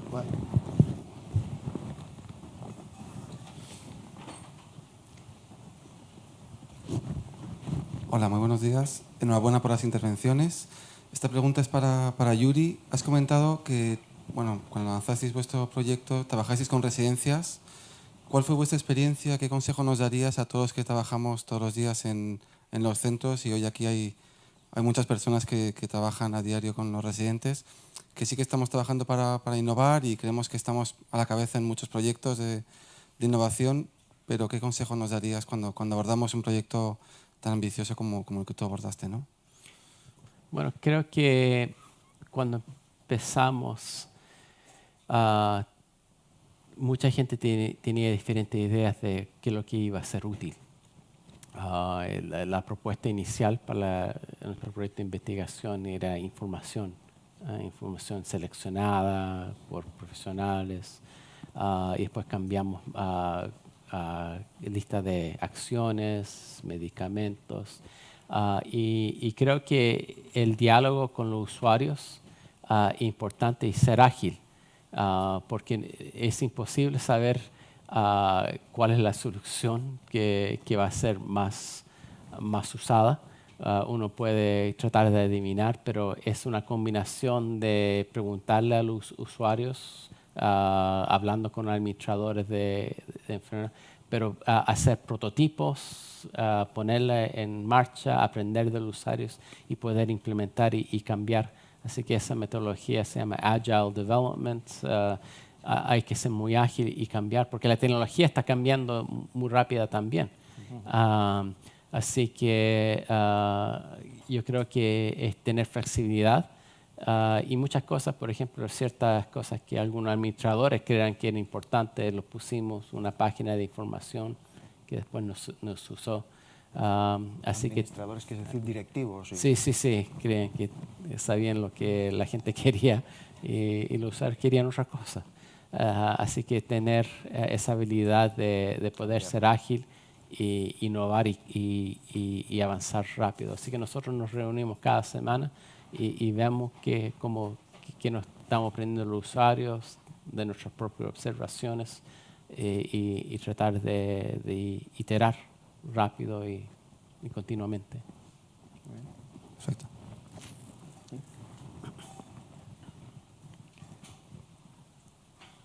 No sé exactamente para cuál de vosotros, probablemente los cuatro tenéis opinión. Reconocimiento de voz.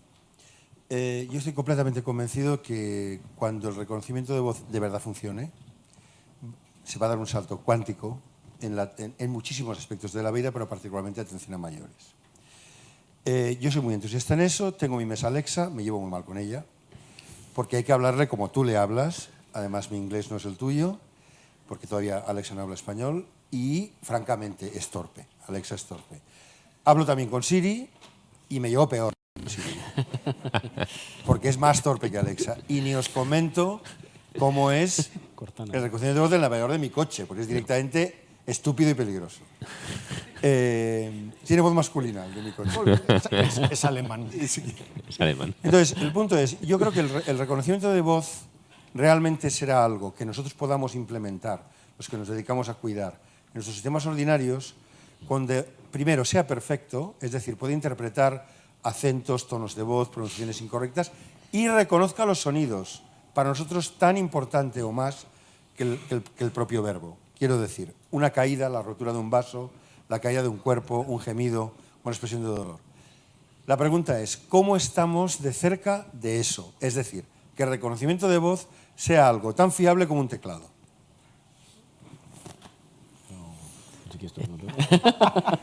Es difícil, ¿eh? Vaya pregunta. Sí, yo empecé a trabajar en el entendimiento del lenguaje más de 20 años atrás. Y esto tiene una historia de 40, 50 años de poder entender el lenguaje. Hay diferentes niveles de comprensión. Y creo que hay mucha gente que está abusando las frases de inteligencia artificial, cognitive learning, y sin en verdad entender los niveles de profundidad de entendimiento. Estoy de acuerdo que hay mucho que hacer para poder entender el contexto y no solo lo que se escucha, pero en la manera. Por ejemplo, si uno habla con un cierto nivel de frustración, un humano inteligente puede ver que no solo alguien está preguntando, pero hay el contexto de frustración también, y cómo dar la respuesta es importante. Así que creo que para hacer esto bien hay que empezar a entender esos niveles y estar creando soluciones para llegar a validar cómo trabajan esos sistemas. Así que el proceso de qué enfocarse en esos niveles, qué es lo más importante, crear un equipo de pacientes. Así que, por ejemplo, las enfermeras que trabajan, que tienen harto contacto, ¿cuántas enfermeras están parte de esos equipos de AI? Pocas, pero saben mucho de los pacientes. Así que tenemos que crear equipos que pueden entender el problema mejor antes de llegar a la solución. Así que yo creo que tenemos por lo menos unos 5 o 10 años más hasta que vemos algo, y no va a pasar hasta que tenemos equipos más multidisciplinarios. Y creo que hay demasiados equipos que están muy enfocados en los primeros niveles y no entienden el problema. Así que no entienden las residencias donde viven. Y no entienden también la importancia que los ancianos quieren tener de dignidad, de que quieren tener control, que quieren tener opción. Así que entender cómo, y es una de las cosas que me gusta mucho del grupo aquí, Sanitas, que piensan del paciente, de la familia, que no es solo una frase que ponen así que tenemos que entender el problema mejor antes de tener una buena solución. Yo creo también que en cierta forma nosotros entendemos el mundo con varios sentidos. Entonces, buscar una solución a ese problema, que es el problema real, con únicamente un sensor, por ejemplo, de una forma, limita las posibilidades. Yo creo que va a ir más por la fusión de distintos sensores, que recoja información y que puedas discriminar que lo que se ha caído ha sido una persona y no otra cosa en la habitación, ¿no? Yo creo que va a ir más por ahí. En mi caso, yo creo exactamente lo que has dicho tú. Creo que es una apuesta muy interesante. De hecho, estamos apostando nosotros también un poquito en eso. Creo que básicamente hay una parte que es la más importante de esto, es entrenar a los sistemas. Hasta ahora, por temas tecnológicos, todo lo que va por voz se centraba en la parte de programación, ¿no? En la parte, digamos, de la utilidad, ¿no? Lo bueno que tenemos ahora, gracias pues inteligencia artificial, machine learning y todas estas cosas, es que se centra en el usuario, ¿no? Un sistema, el otro día estaba probando un sistema de estos que me preguntó por aproximarse al resultado. Dice, ¿has querido preguntarme la hora, por ejemplo? No sé exactamente lo que pasó, pero ¿has querido preguntarme la hora? Sí.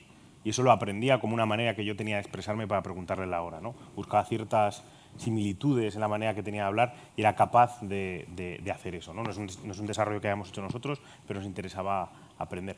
Creo, yo soy un poco igual futurista o lo que sea, pero yo creo que va a ser menos de 5 años, donde de una manera natural, sin hablarle a una máquina, sino como le hablarías a una persona normal, pues va a suceder esto. No sé si visteis hace poquito una presentación, una keynote que hubo de Google, donde tú podías configurar tu Google para que llamaran para apuntarte a la peluquería. Entonces, en vez de mandar un correo, pues una especie como de asistente de voz traducía tu petición a una llamada a la peluquería, que no está para nada informatizada, preguntando que si había espacio, ¿no? Incluso añadían coletillas como y cosas así en la propia inteligencia artificial, ¿no? Para un poco generar esa naturalidad. yo creo que no estamos tan lejos de que eso pase. Yo te doy la respuesta más rollo, ¿vale? Pero hay que darla, ¿no? A ver, desde un punto de vista de ingeniería puro y duro, reconocimiento de voz, solamente lo puedes abordar desde dos puntos de vista, que son o lo modelas o lo aprendes. Hace muchos años los ingenieros hacíamos todos modelos, mucho me refiero a unos 15 años, y era modelar el mundo, y lo que se enseñaba en las universidades. Ahora reconocemos que hay un montón de problemas que no podemos modelar porque son muy difíciles, y entonces los aprendemos, como es el reconocimiento de voz. Hace unos 12 años yo estaba muy involucrado en temas de machine learning, inteligencia artificial, y todos sabíamos que había un problema tremendo con estos problemas de aquí. ¿Cuáles eran? Que no teníamos matemática para cuanto más queríamos aprender, todos los sistemas nos saturaban. Es decir, por más datos que le dabas, esto hacía así, y eso ya no iba mejor. Si esta pregunta me la hubiera hecho hace 12 años, hubiera sido muy negativo con la evolución de esta tecnología. Sin embargo, hace 13 años, movido por la Universidad de Stanford, etcétera, hicieron unas nuevas técnicas de Machine Learning que se llaman de Deep Learning, que tiene la gran ventaja de que han conseguido que cuantos más datos tengan, esto sigue aprendiendo, va para arriba. Entonces, en este caso, y todo lo que se está haciendo ahora de inteligencia artificial con un aprendizaje, va con estas técnicas de Deep Learning. Entonces, la respuesta es, soy positivo, porque tenemos una curva que siempre va a ser ascendente cuantos más datos tengamos. La prudencia dice dentro de este contexto que no sabemos cómo va a ser la pendiente de la curva en tiempo. Pero eres positivo porque eso quiere decir que matemáticamente vamos a seguir avanzando y haciéndolo mejor. Javier, una última pregunta aquí en medio.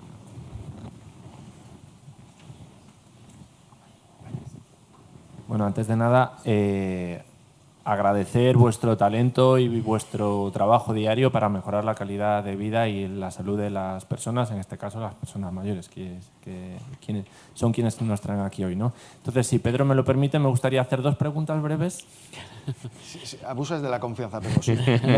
Muchas gracias. Entonces, la primera es para Javier y me gustaría saber en los ensayos qué características habéis identificado en la población que constituía la muestra experimental que mejoraban los resultados del ensayo.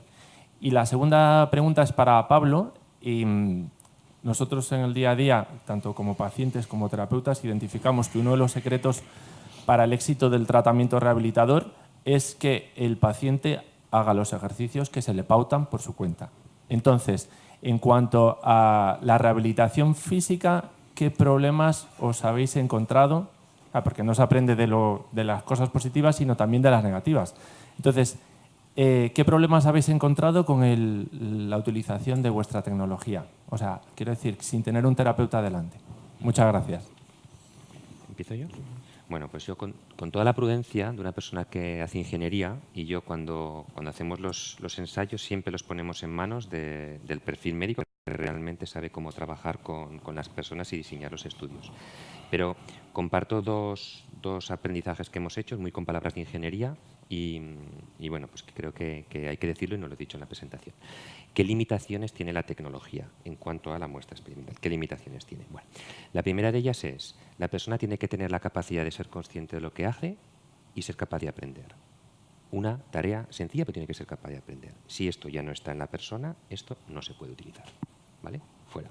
Y la siguiente es, necesitamos que ese correlato neural esté, vamos a decir así, bien, ¿de acuerdo? Porque si está dañado por algún tipo de patología, un accidente cerebrovascular, un traumatismo craneal, un Alzheimer o cualquier enfermedad neurodegenerativa que dañe eso de ahí, esto no puede funcionar.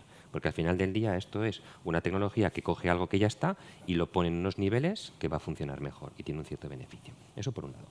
Y por otro lado, también dicho con palabras de ingeniería, yo, por nuestra experiencia, hay como 3 cosas que tú puedes hacer con el cerebro, ¿no? Es decir, el cerebro va por aquí con la capacidad cognitiva y de repente sufre una patología por alguna razón y me cursa con deterioro cognitivo. ¿Y qué es lo que pasa? Que esto va para abajo, una depresión o algo así. Aquí es donde más área de mejora tienes para poderlo levantar, ¿de acuerdo? Luego tienes un segundo problema que es, estoy por aquí y quiero mantener, ¿de acuerdo? No tengo ninguna patología en especial, pero quiero mantenerlo, ¿de acuerdo? Bueno, pues el objetivo es tenerlo en un nivel razonable. Y el tercero es el de la gente más, vamos a decir así, de élite, en el que están así ya por porque son deportistas de élite, estudiantes en tercero de carrera, gente que está completamente arriba y quieren ganar un epsilon. El margen de mejora aquí muy pequeño, porque es que fisiológicamente no vas a poder subir más. Aquí, bastante más. ¿De acuerdo? Un poco con palabras de ingeniería sin entrar en el detalle de las muestras. A ver, desde nuestra experiencia, lo que tenemos ahora mismo en la plataforma no surgió de un día para otro. Llevamos un recorrido de aprendizaje, de meter la pata, de solucionarlo, de volver a probar, arreglar, y de hecho seguimos en ello, o sea, es algo constante. Nos interesa mucho el feedback que recibimos de clientes, porque lo tenemos en cuenta para seguir mejorando la aplicación, ¿no? Cuando nosotros empezamos claro, una cosa fundamental es, por un lado, en ese tipo es hacerlo fácil de usar, ¿no? Entonces queríamos ver qué tecnologías estaban disponibles en el momento en que empezamos a plantearnos todo el desarrollo tanto físico y cognitivo, y ver cuál era, qué era lo más factible, lo más fácil, ¿no? No solamente desde la perspectiva para el usuario, ¿no? Para el paciente, digamos, ¿no? A la hora de realizar los movimientos, sino en la fiabilidad de lo que va a estar recogiendo, y por otra parte, eso, cuánto más trabajo va a significar para el profesional. Tenerlo desde una perspectiva clínica, saber que esto se va a usar en un entorno clínico y por lo tanto tienes que tener en cuenta que no es algo que se va a usar para investigar o para otra cosa, ¿no? Es algo que se va a usar diario y mucho. Eso es nuestro objetivo. Entonces, probamos distintas tecnologías, unas con mayor éxito que otras, y al final yo creo que también vivimos en una época en la cual está saliendo mucha tecnología muy rápido, y eso es muy bueno, y tuvimos la suerte que los sensores de profundidad, que antes eran sensores muy caros, que se usaban prácticamente exclusivamente en la industria del automóvil para los robots de ensamblaje, y que eran carísimos, por motivos de la explosión que ha habido de los videojuegos y básicamente, ¿no? Nintendo al sacar la Wii, pues Microsoft quiso responder. Y lo que hicieron más básicamente ha sido bajar el coste de esa tecnología a un punto en el cual pues, es viable usarlo en el entorno clínico, y no solamente en el entorno clínico, sino incluso en el domicilio del paciente, ¿no? Cuando nosotros empezamos a ver esos sensores, el coste de un sensor estaba por encima de los 6.000 euros. Y hoy en día está pues, por debajo de los 100. Entonces, y algo similar pasa, por ejemplo, pasó con los sensores inerciales, que son los que se ponen en el mando de la Wii. Eran carísimos, o se podían poner para temas de investigación, y de repente, claro, los puso Nintendo, se vendieron las que se vendieron y los precios bajaron un montón. Y ahora, además, están en los móviles por todas partes, ¿no? Entonces, claro, todo eso facilita a nosotros, ¿no? Facilita poder, hay que estar muy pendiente, todo cambia muy rápido, pero habilita nuevos escenarios, nuevas formas de uso y una mejora continua, ¿no? Entonces, yo creo que lo principal es aprender de los errores en este caso. Como decía, donde estamos ahora mismo se debe a eso.